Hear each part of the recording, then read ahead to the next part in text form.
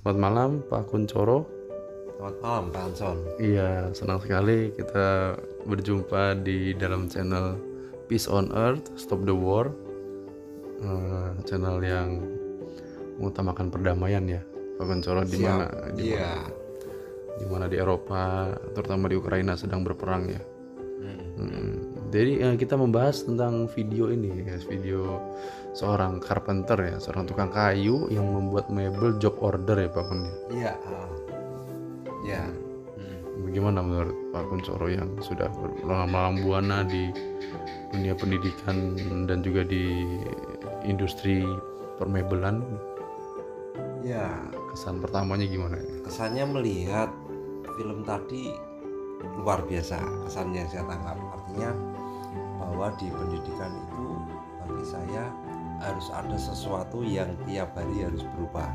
Ada sesuatu yang harus muncul baru, ide-ide baru yang muncul, inovasi. Nah, di pekerjaan yang sistemnya job order itu adalah pekerjaan yang memungkinkan orang semakin pandai, karena di sana banyak tantangan, banyak hambatan yang nantinya justru itulah yang memandikan kita. Jadi tidak semata-mata ukuran dengan uang, tetapi kepuasan ketika bisa atau mampu menyelesaikan pekerjaan tersebut.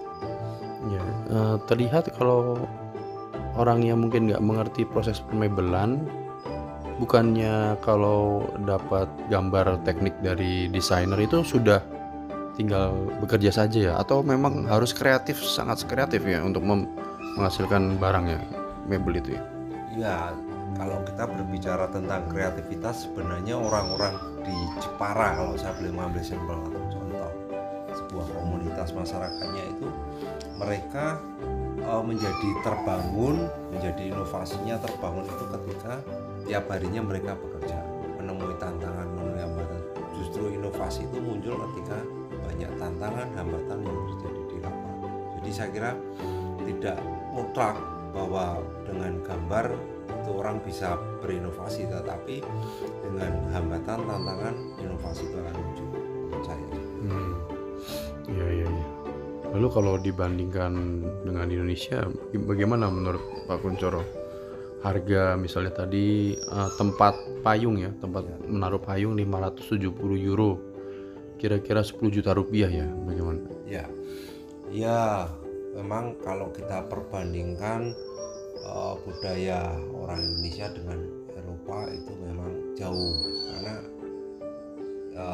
apa yang saya pernah lihat di beberapa tayangan televisi atau di video itu, bahwa orang Barat itu sangat, atau orang-orang Eropa di sana itu sangat mengapresiasi yang namanya sebuah seni, sebuah temuan. Jadi mereka benar-benar menghargai jeripaya orang sesuai dengan jeripaya yang dia keluarkan. Sedangkan kalau di orang-orang Indonesia itu kan lebih melihat kalau membeli sesuatu itu harus murah, kualitas nomor sekian, yang penting murah dulu. Itu yang membedakan. Seperti itu Pak Anson. Oke, apalagi yang melihat itu ya, pintu antik, jadi finishing pintu antik yang seharga 25.000 euro ya. 2.500 euro. Yaitu 40 juta rupiah kira-kira ya. Hanya luarnya saja ya. Nah, itulah yang tadi saya katakan Pak Anson di awal, bahwa mereka sangat menghargai sebuah kreativitas, inovasi yang muncul, atau mungkin sesuatu yang lain daripada yang lain. Mereka berani membayar mahal karena produk itu menurut mereka itu adalah produk yang bisa memuaskan customernya, seperti itu. Jadi uang seberapapun ketika customer puas, dia akan keluarkan berapa duit, tidak masalah. Oke. Dan kita lihat di videonya pelanggannya juga nggak rewel ya, maksudnya. Ya, kebetulan tidak, karena tidak rewelnya karena mereka puas dengan melihat hasil yang telah dihasilkan, dan kemudian juga cocok dengan apa yang mungkin sudah disepakati antara kedua belah pihak. Menurut Pak Kuncoro, melihat tempat payung itu bagaimana kualitasnya? Kelihatan nggak apakah bagus atau tidak? Perfect kalau saya lihat. Jadi di mananya? Kalau kita kan orang awam kurang bisa melihat ya. Contohnya? Iya, kalau saya lihat perfectnya satu, dimulai dari tatanan bahan. Tadi kan kita juga melihat pintu, lalu juga melihat membuat payung di sana kan ada kombinasi warna yang sudah dipersiapkan sedemikian rupa. Dan juga kalau kita lihat sepintas dari video tadi tayangan, sambungan atau konstruksi yang dibuat itu benar-benar rapi, presisi ya orang. Iya betul presisi, Terlihat ya pokoknya. sangat terlihat. Iya, jadi kualitasnya, konstruksinya saya yakin bagus itu. Lalu bagaimana nih menjembatani begitu banyak pengrajin di Indonesia yang ya dibilang kurang, ya pendapatannya tidak seperti di sana ya. Di sana bersih 2.200 euro, sekitar 35 jutaan rupiah. Bagaimana caranya menghadapi situasi Indonesia ini yang kurang menghargai, maksudnya tidak menghargai karya seni dibandingkan di negara-negara maju, sedangkan di Indonesia banyak ya, orang berbakat yang ingin maju gitu Pak. Cara bagaimana? Ya, kalau menurut pendapat saya secara pribadi memang harus dimulai dari pembuat itu sendiri atau carpenternya. Jadi ketika mau dihargai dengan mahal itu harus memang benar-benar harus bisa menjaga apa itu yang disebut dengan kualitas. Selama kualitas itu bisa dipegang, saya yakin berapapun harganya pasti akan terbayar. Nah, yang kadang berbanding terbalik yang saya lihat, apalagi mohon maaf beberapa tukang yang dalam tanda petik adalah tukang-tukang borongan, di mana mereka mengejar semata-mata hanya uang. Itu pasti dalam proses pekerjaannya jauh dari kualitas. Jadi mereka mengejar hanya mungkin tampilan depannya bagus, tetapi konstruksi di dalam mungkin bisa saja mereka dalam tanda petik kurang teliti atau kurang baik, bahkan nakal dalam tanda petik. Dan juga mungkin ini ya, untuk menjual hasil produk yang sudah, kalaupun seandainya sudah bagus, harus bisa menjual ya Unsur ya. Iya. Ke luar negeri ya misalnya. Ya paling tidak sekali lagi Atau ke Bali ya mungkin ya. ya Bali itu sebenarnya segmen yang cukup bagus juga, dan harganya karena di Bali itu kan kental dengan budaya ya Pak. Jadi mereka sangat menghargai apa itu yang disebut dengan kreativitas di Bali. Maka orang-orang yang dalam tanda petik yang menyukai kebudayaan biasanya lebih tidak lebih menghargainya akan lebih dibandingkan orang-orang yang dalam artian mungkin dalam tanda petik agak minim di kebudayaan. Terutama Bali itu kan sangat kuat budayanya, sehingga bisa kita lihat harga-harga yang ada di Bali itu kan cukup mahal.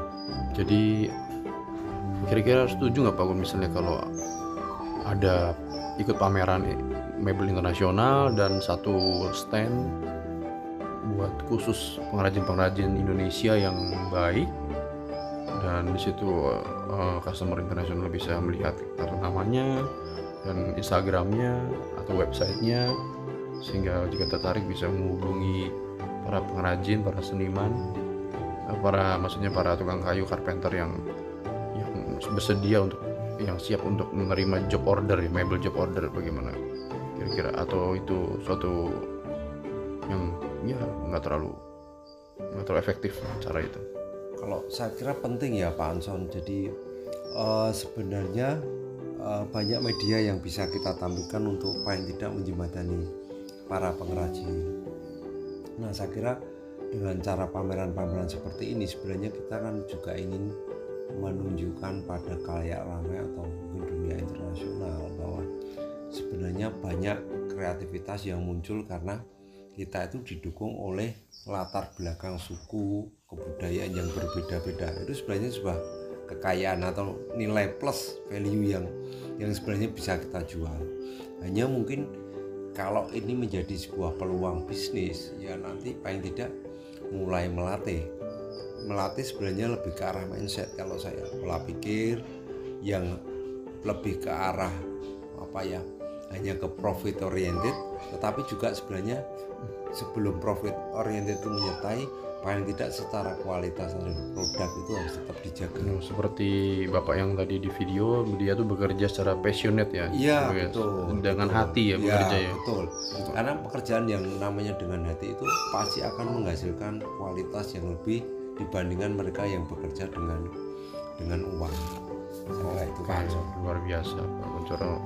Cakapan ini saya rasa semoga dapat berguna ya bagi pengrajin, para carpenter Indonesia untuk go internasional. Dan ya, kata terakhir, terima kasih semua. Mari kita menjaga kedamaian.